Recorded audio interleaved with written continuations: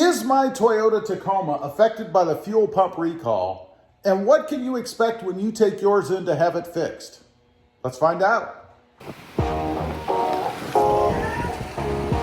Well, good morning, everybody. How are you today? Pretty good here. So, is my Tacoma affected by the fuel pump recall? And what can you expect when you take yours in to have it fixed? Well, we're going to check mine here in just a bit, but actually going to take you online with me. We'll plug the vent in and see what happens. But what can you expect when you take your Tacoma in for the fuel pump replacement? I've been getting a lot of reports from people about their experience when they take theirs in. And this is kind of what you can expect. Everybody seems to be pretty much in agreement, I think, with their responses and the way that their experience is going, I guess, at the dealership. So here's how it's going to go. You're going to pull up. Most dealerships now won't let you inside, at least not to drop the truck off. So you're going to pull up, somebody in a mask with a clipboard or an iPad or something is going to meet you outside. You're going to get out of your vehicle. Some guy is going to walk up with a spray thing, and they're going to start spraying stuff. They're doing that to protect themselves, of course, because they're going to be getting in your truck to take it back to service. So they're going to douse it down with stuff, and then they're going to hop in, they're going to drive away. Now, depending on your dealership, I've heard reports that some dealerships will not let you inside. There's no waiting area, you can't go in and sit down. You're expected to just leave, I guess, and come back later. Now, some dealerships are offering loaners. You can hop in, go do your thing, come back at your own leisure, while others are offering to call services to come and pick you up, like Lyft or, whatever. The problem with that is you don't know what you're getting into. I mean, if you're taking this whole situation seriously, do you really want to get into a car with somebody you don't know and not know who's been in that car before you?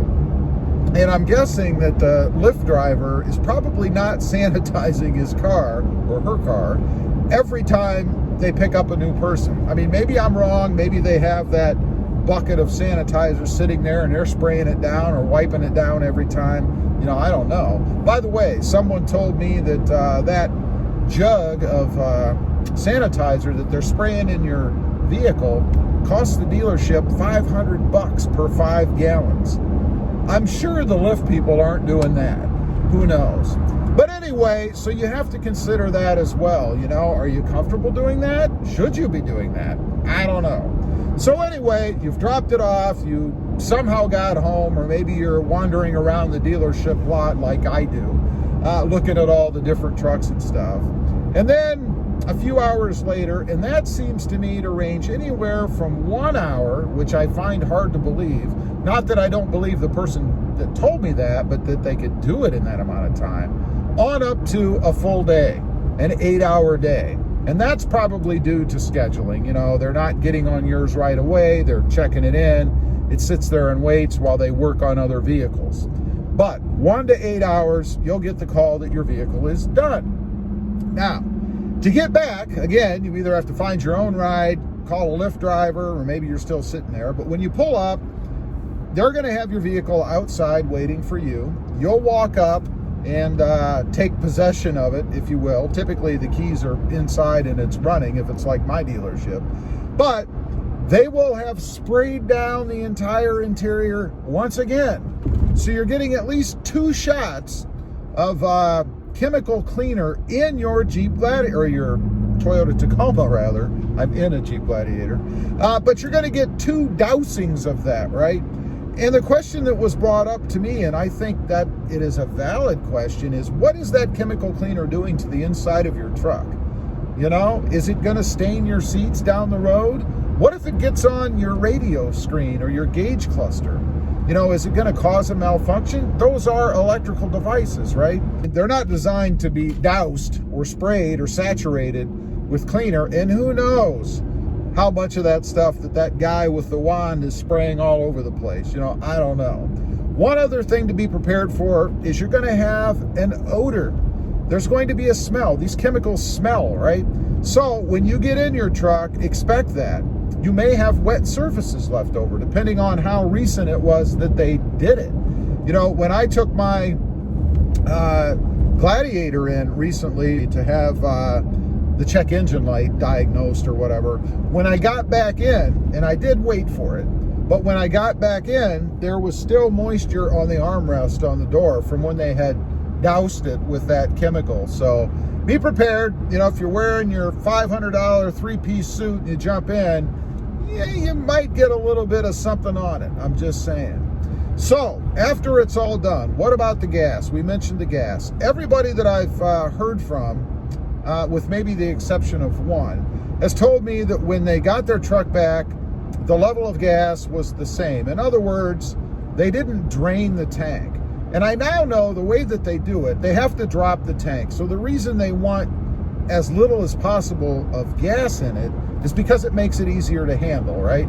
I mean, a full gas tank is going to weigh a heck of a lot more than a gas tank with a quarter tank in it, right? So they access the fuel pump from the top. There apparently is a panel there that they remove, and then there is the filter, or the fuel pump rather. So they drop the tank, they remove the panel, they replace the fuel pump, put the panel back in, secure the gas tank back up. That's pretty much the whole process.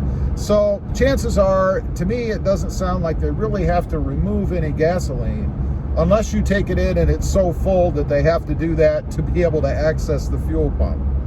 I don't know. So that's pretty much the whole procedure. There still is question out there as to whether or not you'll notice a performance difference. Several people, matter of fact, I think everybody that's responded to me except for one has stated that the truck rather felt more powerful, more responsive, like there was some kind of a change. I've had a couple people report to me that their fuel economy dropped by a couple miles per gallon. I don't know. Also, in regard to whether they're actually replacing the pump with a better one or just another one, everybody I've talked to, I believe so far, has told me that they have been told that the replacement pump rather is an improved pump. So it is indeed a different style pump, not just another pump. Anyway, that's what you can experience as far as the pump replacement goes. Now, let's plug in my VIN number and see if my truck is affected. Okay, we're going to check mine out now to see if I'm affected by this recall.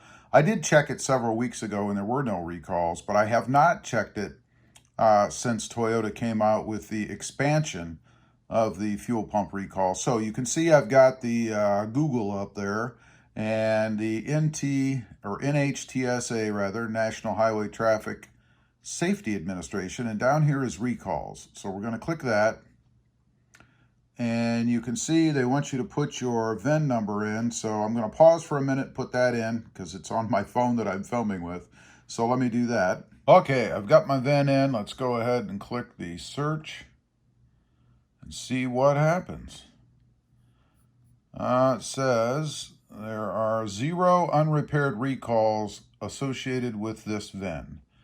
There we go. So it would appear that mine is not affected by this recall. Now, I am going to check one more spot. I'm going to go out to Toyota and put my VIN number in. Let's see what it says. Okay, back out on the Google. You can see up there in the corner, right up here, I just searched Toyota recall. And then down here at Toyota.com, it says look up safety recalls and service campaigns. So we clicked on that. We're going to arrow down, and then right here, we're going to put in the VIN number. Just copy and pasted it. And we're going to submit. There we go. Let's see what we get. Looking at this screen. There are no open safety recalls or service campaigns for this vehicle. Awesome. Okay, there you go. You can see we've put mine in, and still, like from a few weeks ago, there is no recall or service campaign of any kind, actually, on my 2020 Toyota Tacoma. So that's awesome. I don't have to screw with this, at least not yet. We'll see if they expand the campaign. I hope not. Anyway, leave a comment down below. Let me know. Have you checked yours? Are you affected by this? And was your experience, if you were, as far as the recall itself, the same as what I described? I'd be curious to know. Also, real quick, if you haven't before and you're interested, check out my other channel. It is RobMotive JT, all about my 2020 Jeep Gladiator. Don't forget to click that notification bell so that you don't miss out on any upcoming videos. And do me a favor, smash that subscribe button on the way out. Thanks for watching. Stay safe out there.